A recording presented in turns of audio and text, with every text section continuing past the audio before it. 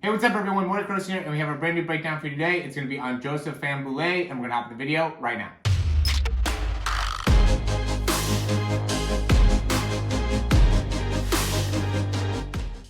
Alright, so as many of you guys know, Fahnbulleh ended up winning the 2021 200-meter championships, and there's a few guys in there, including Terrence Laird, who really was a big name that he ended up beating, and he's only a freshman. So, I had to do a breakdown after seeing that information, obviously. This is going to be the semifinals here on the left, and then the finals here on the right. And big thing that, you just wanted to compare is the start. We're getting a lot of people that talk about, his start and, how he can get a lot better there. And I obviously agree, because once he can actually get his start down, it's going to be crazy what he's going to be able to do. But we'll look on the right just because that looked like it was a little bit better of a start in comparison to the left. So we're going to go, into that kind of initial movement here. And to me, it looks like what ends up happening is he's really just not getting too much of a knee drop going on, right? So if we see Terrence Laird and how he drops that front knee to be able to create that extension there. Fahnbulleh really doesn't get much of a knee drop and just tries to almost create an extension and doesn't get too much of a triple extension there in that initial landing, and does a little bit better job in the actual final than he did here in the semifinal. And it looks like really just working on that ankle range motion too. We don't get to get as good of an angle here on the right, but just looking at where he's landing with that foot, he's really turning that foot out to the side a good amount there. We're not going to be able to see this step too good because of that security guard. But what really stands out is just a lot of extra movement here in his upper body, right? So when you're going through your start, one, you could see that, here, just staying down a little bit better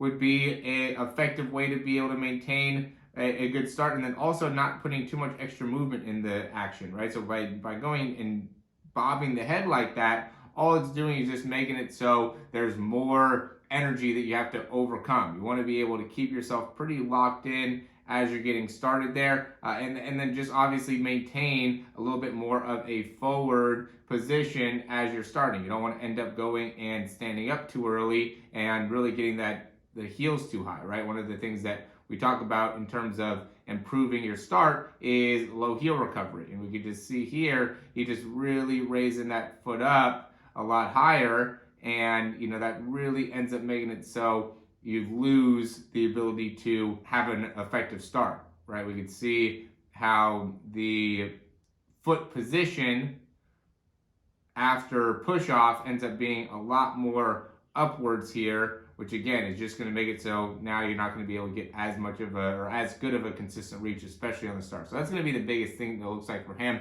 is just going to be controlling the posture and making it so he can get a little bit more of a low heel recovery when he starts. Arm position looks pretty good, hand position looks pretty good, and then just controlling that head. He really gets a lot going with the head movements, and being able to isolate that, I think, will be a big thing as well. All right, so as we're going into the 100-meter here, the last 100, we obviously have, the main favorites with Laird and Maswanganyi out in front pretty well. Fahnbulleh is probably in like 5th place at this point, 4th or 5th place as he's coming around the curve. And, really the big question that we were going into, because, both Maswanganyi and Terrence Laird, just kind of cruise in the last hundreds in the 200 meters, where, Fahnbulleh really had to kind of put it on at the end and ended up getting having the fastest time out of the semis coming into it. And that's what really stands out here, is just like how amazing he's able to just catch these guys that, really are Olympic level, top level sprinters. And so it's really looking to his ability to really maximize that leg cycle, right? So he basically does the exact opposite here in his leg cycle, where he's doing such a great job of maintaining that extension out in front and being able to pull. And that, I think just because of his overall size as a human being, he's able to create this pull that creates so much force into the ground, right? If we're just looking at, Terrence Laird and, Fahnbulleh, and comparing them from a just pure anthropometric standpoint, or like body size standpoint, you could just tell that Fahnbulleh would be able to generate more force in the ground because he's just a lot bigger guy. Now, what ends up being the case is just how well is he able to maintain a fast leg cycle and maintain good posture. And you can see why he's able to just eat these guys up is because he's able to really pick up a lot more distance per step here. And you can see like Maswangani here is really allowing that foot to get really far back behind him, where he's keeping a very, Fahnbulleh's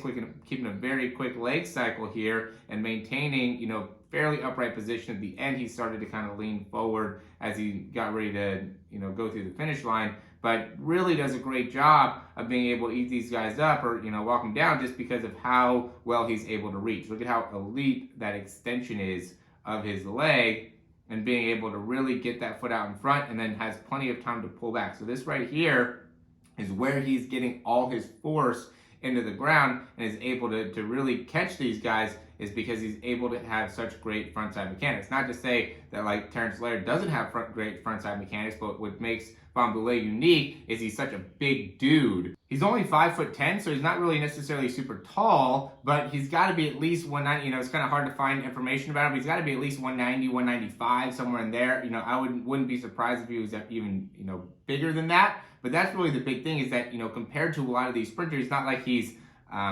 overweight or anything like that. He just has a lot more kind of muscle density to him, which is what allows him to generate a lot more force into the ground. And he's just done a great job of being able to, optimize his body to be able to generate force in the ground in consistent nature and be able to maintain that over a period of time. People who are a little bit more muscular, a lot of times at the end of these races ends up hitting kind of like a wall and will end up actually getting a negative feedback in terms of how much force they're able to generate in the ground, right? They end up kind of not being able to stay consistent from like a muscle endurance standpoint or even maybe from a heart standpoint, cardiovascular standpoint, whatever the case may be, ends up at the end of races kind of getting caught a lot of times by the smaller guys. But he does the exact opposite, maintains a great leg cycle, maintains a great posture, and is able to finish through with a lot of force and with a really strong run here. And obviously winning the 2021 200 meter puts him in a great position to be able to potentially represent United States in the Olympics, which is just absolutely awesome. So great 200 meter final here. We had a few guys that could potentially win here, and the United States is just continuing to get more and more great sprinters. Really excited for both Terrence Laird and Fahnbulleh to be able to compete and continue to watch them continue to flourish within track and field. So as always, guys, thanks for watching these breakdowns. If you like the information, click that thumbs up down below. That really helps us out a ton. Subscribe to the channel if you haven't already, and if you have any questions, comments, recommendations, you can go ahead and leave those down below. And then big thing that I've just been pushing is going to be the Zoom sessions, just because I think that really helps you guys out. We can go and connect on a Zoom. It'll just end up being 30, 45 minutes, and will really give you a time period to be able to isolate different parts of your mechanics and being able to make sure you can actually build on some of the key things that we want to improve. So whether it's the start, whether it's the drive phase, whether it's the top end speed, whether it's the view from the back, the view from the side, just be able to see a wide variety of different parts of your sprint,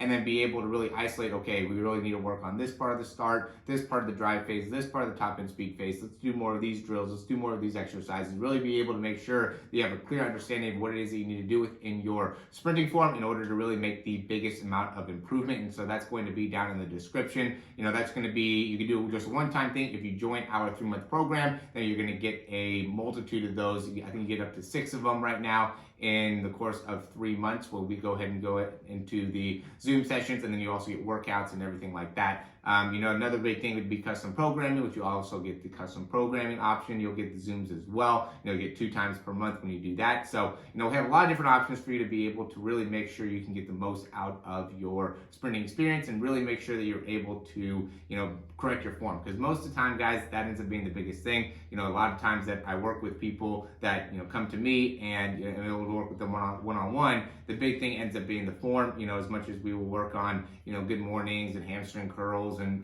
ankle range of motion, stability and balance and hip flexors, all the different things, hamstring range of motion, lower back range of motion. There's a ton of different things we want to work on, but all of it applies to sprinting form, sprinting technique, and it's based around the sprinting form and sprinting technique. So we're not going to be doing, a hamstring mobility exercise just to do a hamstring mobility exercise. We're going to be doing it because we see something within the sprint that directly applies to why we need to be doing that exercise. So everything wants to be revolving around how we can sprint faster and the best and most effective techniques to be able to make that happen. And that's what we do within the programming, and that's also what we do within the one-on-one visit. So as always, guys, thanks for watching. If you're still watching right now, haven't clicked that thumbs up, highly appreciate if you guys did that, and we'll talk to you soon.